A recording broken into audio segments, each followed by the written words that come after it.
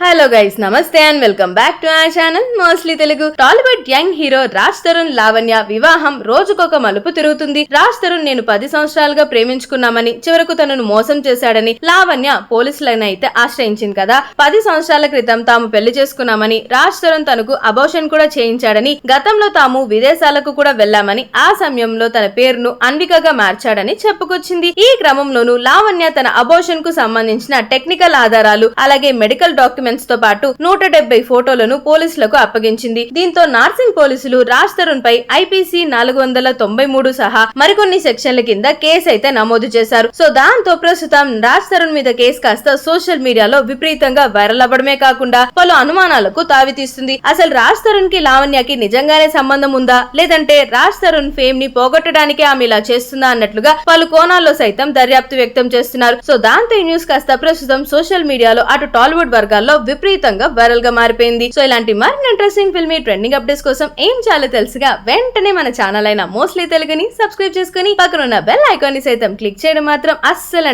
మర్చిపోతే. అండ్ అలానే ఈ వీడియో మీకు నచ్చే ఉంటుంది కదా. ఇంకెందుకన్నా ఆలస్యం, అసలు ఏం చూస్తున్నారు ఫోన్ పట్టుకొని వెంటనే మోస్ట్లీ తెలుగుని సబ్స్క్రైబ్ చేసేసుకోండి. సో దట్ 24/7 అన్ని రకాల అప్డేట్స్ మీ ఫోన్ లోకి వచ్చేస్తాయి.